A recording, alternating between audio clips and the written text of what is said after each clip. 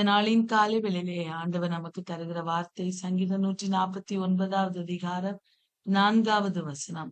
கர்த்தர் தம்முடைய ஜனத்தின் மேல் பிரிய வைக்கிறார், சாந்த குணம் உள்ளவர்களை ரட்சிப்பினால் அலங்கரிப்பார். அன்பான தெய்வ பிள்ளைகளே, இந்த காலை வேளையிலே ஆண்டவர் நமக்கு தருகிற வார்த்தை, நான் உன்மேல் பிரியமாயிருக்கிறேன். ஆண்டவர் தம்முடைய ஜனத்தின் மேல் பிரியமாயிருக்க, ரட்சிப்பினால் அலங்கரிக்க அவர்களிடம் இருக்க வேண்டிய ஒரு முக்கியமான ஒரு குணாதிசயம் சாந்த குணம். அன்பான தெய்வ பிள்ளைகளே, இந்த பிள்ளைகள் எல்லாம் ஆண்டவருக்கு பிரியமான சாந்த குணமுள்ளவர்களா இருக்கிறார்களோ, அப்படிப்பட்ட பிள்ளைகள் மேல ஆண்டவர் பிரிய வைக்கிறார், அவர்களை ரட்சிப்பினால் அலங்கரிக்கிறார். ஆண்டுடைய பிள்ளைகளுக்கு அவர் விலையேறப்பெற்ற ரட்சிப்பை கொடுத்திருக்கிறார். அந்த ரட்சிப்பினால் அவர் அலங்கரித்து உலக ஓட்டத்திலே அவர்களுக்கு ஜெயமுள்ள ஒரு வாழ்க்கையை கொடுக்க அவர் வல்லவராயிருக்கிறார். பிரியமானவர்களே, ஆண்டவர் மேல உண்மை உத்தமாய் நடந்து ஆண்டவருக்காக அவருடைய பிள்ளைகளாய், அவர் சொல்லியிருக்கிற காரியங்களுக்கு கீழ்ப்படுகிற பிள்ளைகளாய், சாந்த குணமுள்ளவர்களாய் நாம் இந்த உலகத்திலே வாழ வேண்டும். நம்மை பார்க்கிறவர்கள் ஏசப்பாவை பார்க்கணும். நம்மை பார்க்கிறவர்கள் இயேசுனுடைய குணாதிசயங்களே நம்முடைய வாழ்விலிருந்து கற்றுக்கொள்ள வேண்டும். நம்ம அப்படி இந்த காலை வேளையிலே இருக்க வேண்டும் என்று சொல்லி ஆண்டவர் விரும்புகிறார். பிரியமானவர்களே, தினமும் ஜெபிக்கிறதுனாலோ வேதம் வாசிக்கிறதுனாலோ நம் பரலோக ராஜ்யத்துக்கு சென்று விட முடியாது.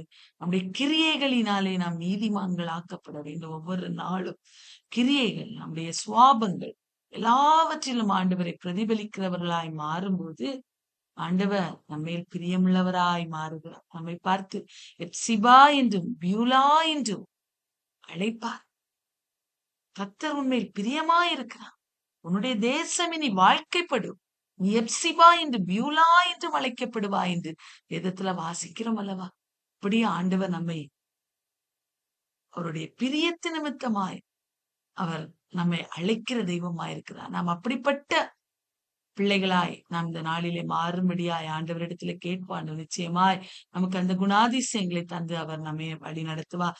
இந்த வசனத்துல நம்ம பார்க்கும்போது நம்முடைய ஜனத்தின் மேல் அவர் பிரியமாயிருக்கிறார். எரேமியா 31வது அதிகாரம் 3வது வசனத்திலே வேதம் சொல்லுகிறது, பூர்வ காலம் முதல் கர்த்தர் எனக்கு தரிசனமானார் என்பாய்.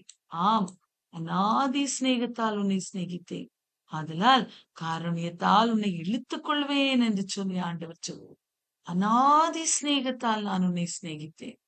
அன்பான தெய்வ பிள்ளைகளை, அவர் நம்ம மேல அநாதி சிநேகத்தினால, அவர் அந்த சிநேகத்தை வைத்தபடியினாலதான் நமக்காக இந்த கல்வாரி சிலுவையை தேர்ந்தெடுத்து நமக்கு ஒரு அந்த சிலுவையின் மூலமா ஒரு ரட்சிப்பை தந்திருக்கிறார். நம்ம மேல பிரியமா இருந்தபடியினாலதான் அன்பான தெய்வ பிள்ளைகளே, நம்மை நாம் எல்லாரையும் அவரோடு இணைத்துக் கொள்ளும்படியாக, இழுத்துக் கொள்ளும்படியாக, அவருடைய பிள்ளைகளாய் மாற்றும்படியாக அவர் கல்வாரி சிலுவையை தெரிந்தெடுத்து தன்னுடைய கடைசி சொட்டு வரைக்கும் சிந்தி நமக்கு விலையேற பெற்ற ரட்சிப்பை தந்திருக்கிறார்.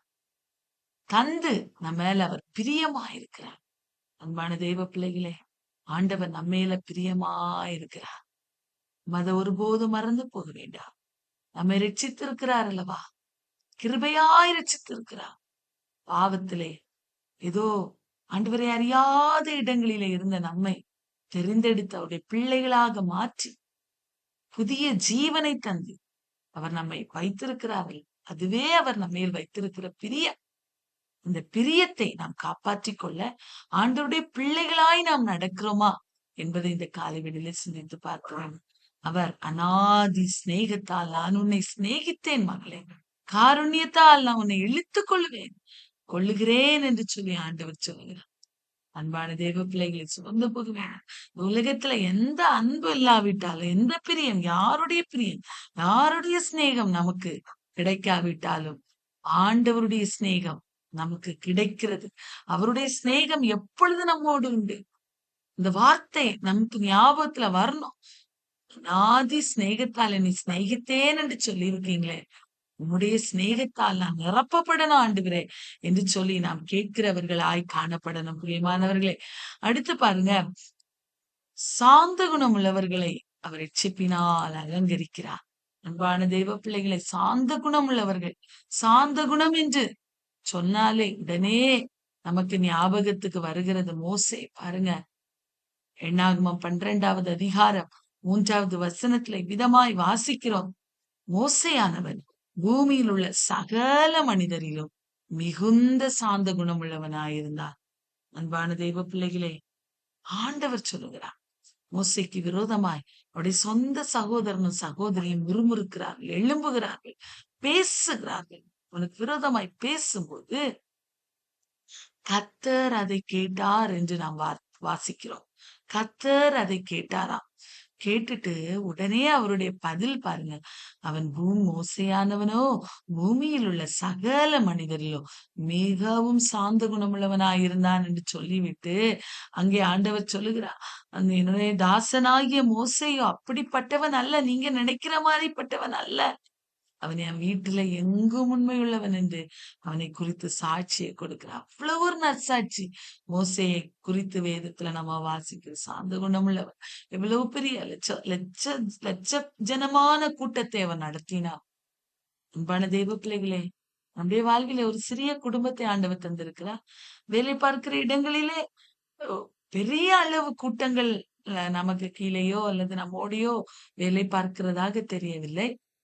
ஆனா மோசே பாருங்க, ஒரு லட்சத்துக்கும் அதிகமான ஜனங்களை நடத்தினான். ஆனா எப்படிங்க சாந்த குணம் உள்ளவனா இருந்திருக்க முடியும்?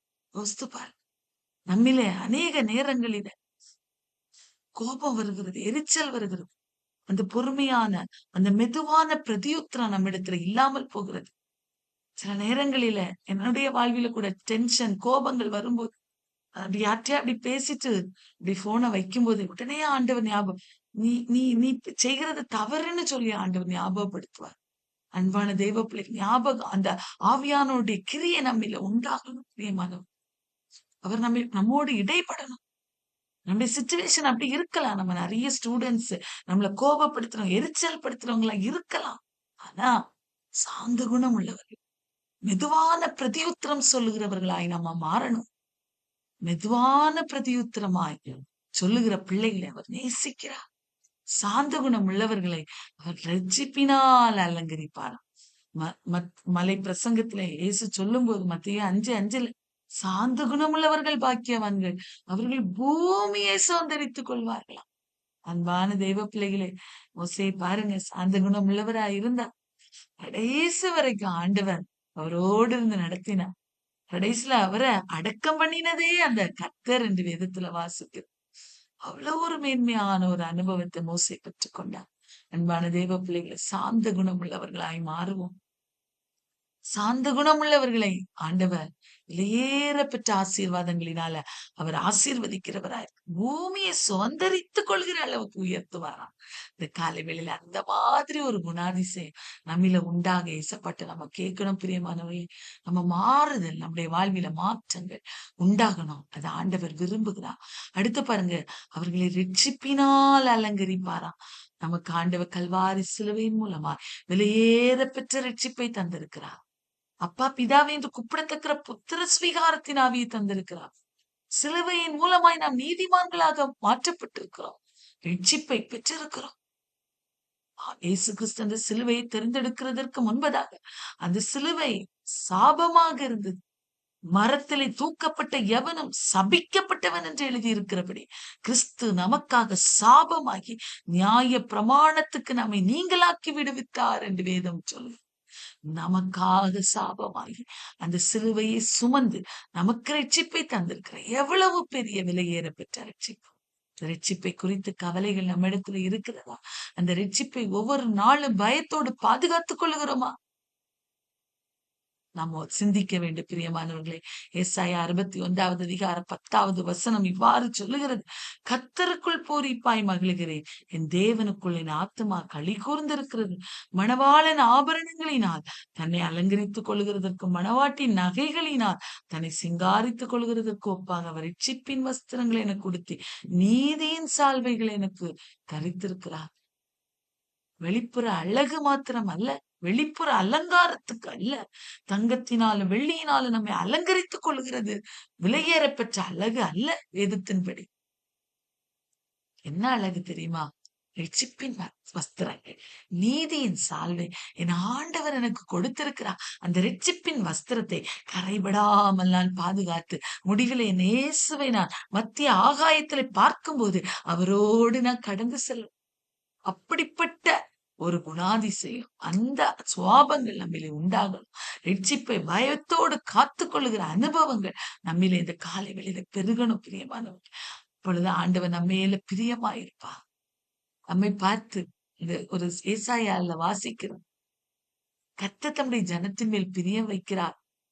கர்த்தர் தம்முடைய ஜனத்தை பார்த்து எப்படி சொல்வாரானா, எத்சிபா என்றும் பியூலா என்றும் அழைக்கப்படும் என்று வேதத்துல வாசிக்கிறோம். அப்படின்னா நம்மள அவர் அசையோடு அழைக்கிற அந்த வார்த்தைகள், அது நம்முடைய காதுகளில தொனிக்கணும்னா நம்ம என்ன செய்யணும்னா ரட்சிப்பை காத்துக்கொள்ளணும். சாந்த குணம் உள்ளவர்களா இந்த உலகத்துல வாழணும். அன்பான தேவ பிள்ளைகளே, இப்படிப்பட்ட காரியங்கள் நம்மிலே குறைவுபட்டதாக இருக்குமே. ஆனால் இந்த காலை வேளையிலே ஆண்டவரிடத்துல கேட்போம். அந்த ஆவியானவர் நமக்கு அந்த பலனை தருவா. ஆவியானவரால் மாத்திரமே சகல சத்தியத்துக்குள்ள நம்மை நடத்த முடியும். அந்த ஆவியானுடைய அபிஷேகத்தின் மழை நம்மிலே ஊற்றப்படணும். ஒவ்வொரு நாளும் ஊற்றப்பட்ட அந்த அபிஷேகத்துக்குள்ள இந்த உலகத்திலே ஓடும்போது ரட்சிப்பை காத்துக்கொள்ள உதவி செய்வா. சாந்த குணம் உள்ளவர்களாய் மாறும்படி ஆண்டவர் உதவி செய்வா. கர்த்தர் பெரிய காரியங்களை நம்முடைய வாழ்விலே செய்வா. நம்ம